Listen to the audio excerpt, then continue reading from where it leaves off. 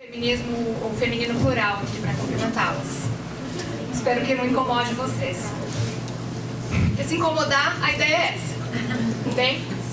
Eu tenho certo problema com o microfone. Uma vez eu fui dar uma palestra para adolescentes, eram 300 e eu tomei um choque. Então eu fico um pouco incomodada com ele. Bom, como o meu tema é feminismo, classe e direito, esse tema é deveras abrangente, eu fiquei pensando muito a respeito de como trazer essa temática para vocês. E a partir disso, eu tinha elaborado uma exposição trazendo referências de pesquisadoras importantes, mas eu mudei minha ideia por conta de alguns acontecimentos das últimas semanas. Vou fazer ela me apresentou ali, mas eu vou tomar a liberdade de fazer uma apresentação. Isso pode parecer um pouco egocêntrico, mas para falar de feminismo, eu preciso dizer quem eu sou. Bom, que eu sou mulher, eu acho que você já dá para identificar aqui no primeiro momento. Eu sou advogada há 12 anos e diariamente eu enfrento resistências na minha atividade, como advogada e como militante, e como mulher, que nós mulheres enfrentamos muitas resistências. Então vai soar um pouquinho caótico aqui para vocês, eu peço desculpas. Se a ideia de vocês era realmente ouvir algo mais elaborado, eu quero trazer aqui uma fala um pouco desesperadora. Eu não sei se a maioria de vocês é composta por estudantes e eu não tenho títulos para trazer para vocês. Eu só fiz uma pós-graduação em Direito Previdenciário, o que me habilitou a trabalhar com questões sociais que são importantes. Então eu lido no dia a dia com mulheres e homens, e aí tem um recorte de classe já na minha atividade de pessoas que têm muito menos privilégios que eu, ou não têm privilégios também. Então eu sou, como eu falei, advogada, e eu sou bissexual, que já me traz mais uma opressão. A gente precisa lembrar que a opressão, acho que talvez esse recorte seja desnecessário, em se falando de Semana Marxismo e Direito, mas que a opressão ela é muito interessante para o capitalismo. Então, mulheres ganhando pouco é interessante, mulheres sem espaço também na academia é interessante, tudo isso interessa. E todo o espaço que nós vamos obtendo é de muita luta e nunca é integral. Então eu trago aqui para vocês algumas experiências pessoais minhas, da minha atividade. Eu não sei ao que vocês pretendem, em que vocês pretendem atuar, mas as mulheres que pretendem advogar, as mulheres que pretendem realmente atuar no direito, eu aviso, vocês vão ter que também passar por enfrentamentos. Eu já ouvi uma situação profissional, em que um colega, em que nós estávamos tentando firmar um contrato, que eu poderia ser a caneta. Se for necessário que você seja a caneta para assinar esses contratos, qual é o problema? E ele se referia a assédio sexual. Eu sofri assédio sexual, eu sofri assédio moral, e eu continuo sofrendo isso todos os dias. Na sala de audiência, minhas clientes sofrem assédio moral também, muitas vezes. Uma mulher que vai até o judiciário pedir alimentos para a sua prole, ela não está pedindo para ela é vista como interesseira. E mais de uma vez eu vi mulheres chorando na sala de audiência a ponto de eu ter que pedir para o juiz licença para tirar as minhas clientes daquela sala e acalmá-las. Essas experiências de machismo, elas são histórias de horror que toda mulher tem. Eu só estou trazendo aqui o viés da minha profissão. Tem muitas colegas com histórias similares. Eu tenho um colega que me pede ajuda quando precisa despachar com um determinado juiz que não quer entrar sozinha naquela sala. dentro do movimento que eu participo na UAB da minha cidade, que eu sou de Suzano, nós temos boicotes, principalmente nas duas comissões que eu participo, principalmente na Comissão da Mulher Advogada. Comissão de Diversidade Sexual, nem falo que tem boicote, porque tá muito difícil fazer qualquer tipo de atividade para que eles consigam boicotar. Então, acho que está bem aquém ainda do boicote. Mas nós, mulheres, estamos sofrendo boicotes lá.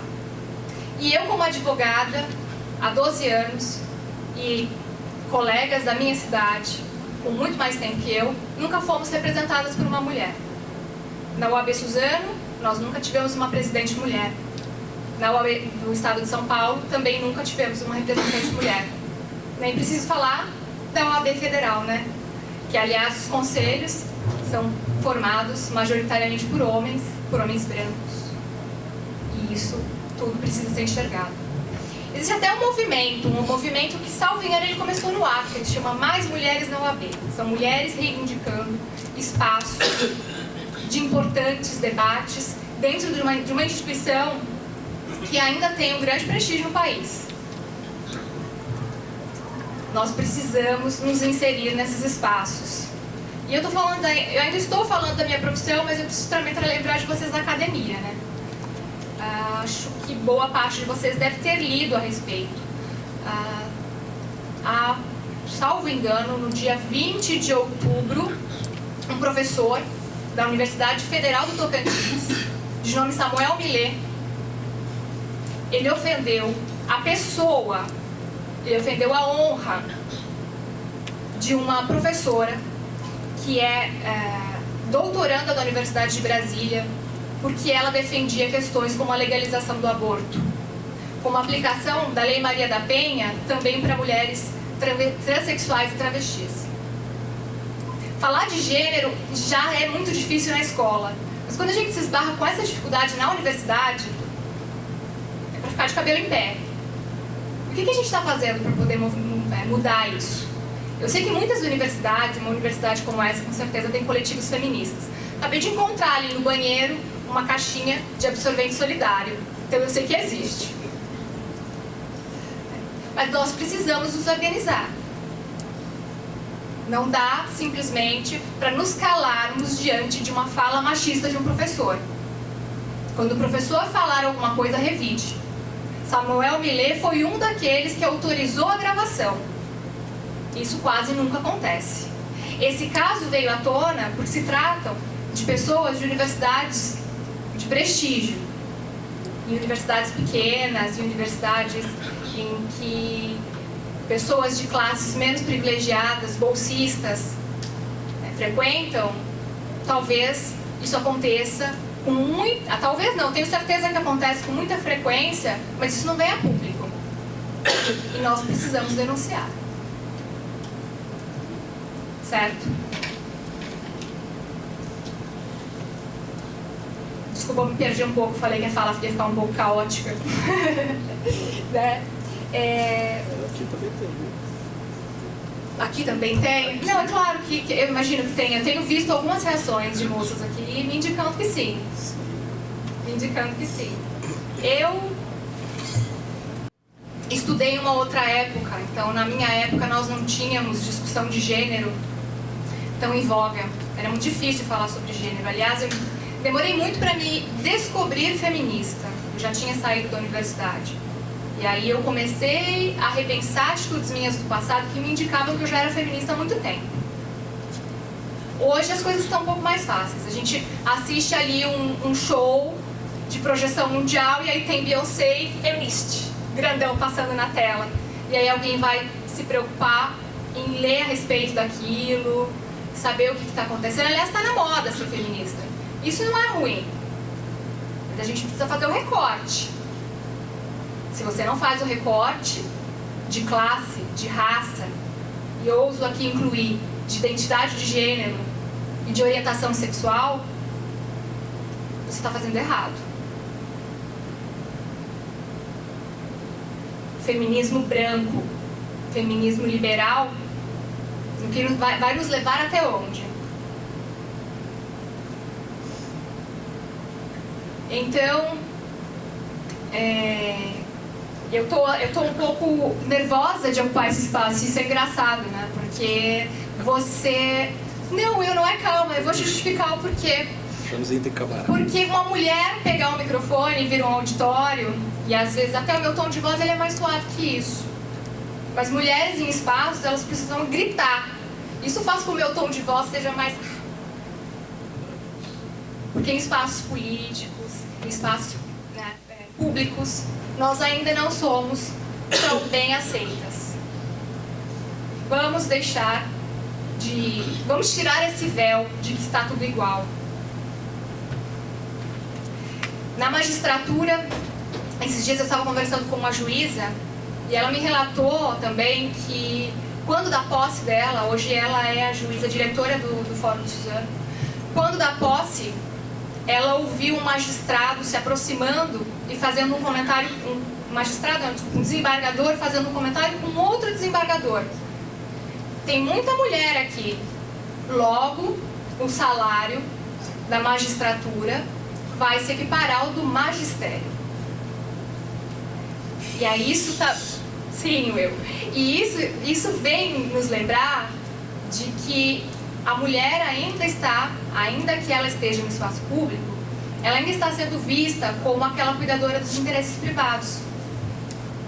Porque foi isso que ele disse. Educação é interesse privado da família, é um cuidado, apesar de ser, obviamente, uma questão pública, ele ainda é visto como uma atividade em ensino médio fundamental, como uma atividade feminina. E falar que a magistratura, o que já é um grande problema, né? Porque desmerecer o magistério dessa forma já foi ofensivo demais.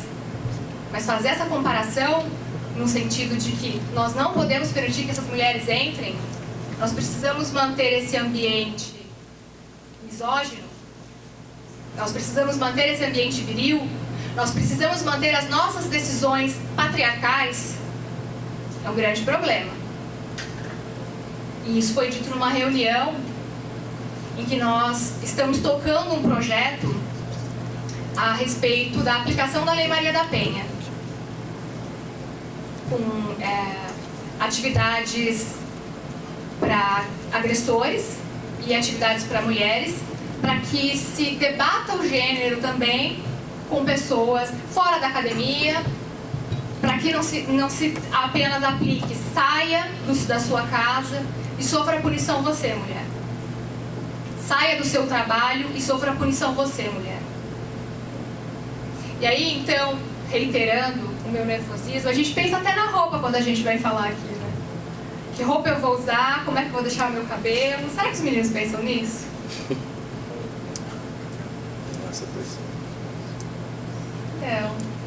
Não mesmo. Então, a provocação que eu quero deixar aqui é: vamos nos organizar.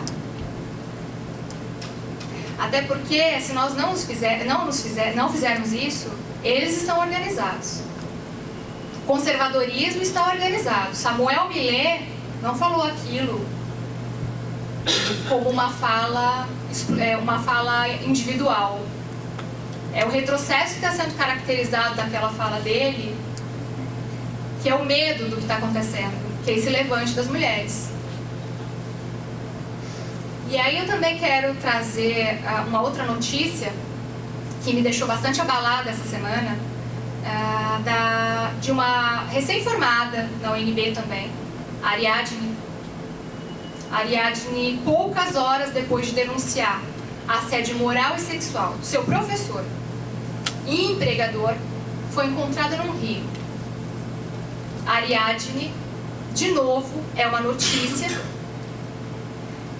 que sem dúvida está à frente de tantas outras que nós não conhecemos. Porque nós somos assediadas nos nossos espaços de trabalho. Há poucos anos nós não tínhamos, na corte máxima desse país, em 2004, Ellen Grace foi a primeira presidente do STF. E a primeira advogada que foi inscrita na OAB, inclusive a do Largo de São Francisco, ela se inscreveu em 32. A OAB dela, inclusive, eu pesquisei, era número 615. Deve ser um número federal, eu imagino.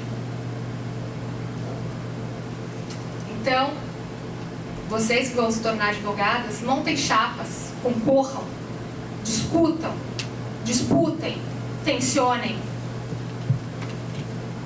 Quem vai também para atividade pública, não deixe quieto.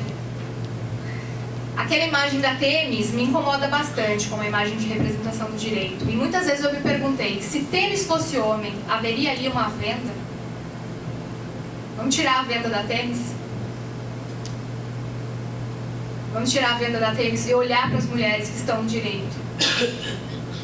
E olhar para as mulheres que estão na profissão e olhar para as mulheres que precisam dos nossos trabalhos.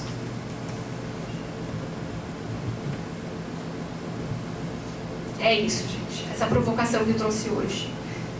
Eu tinha pensado em trazer aqui referências de algumas autoras, mas a notícia da Ariadne realmente me deixou muito abalada, porque eu conheço histórias que poderiam ter chegado ao mesmo resultado. E eu espero que isso não aconteça, mas que a gente caminhe realmente para um momento em que seja seguro ser mulher no Brasil, que seja seguro ser mulher. Mulher cis, mulher trans, lésbica, bissexual, pouco importa. Obrigada.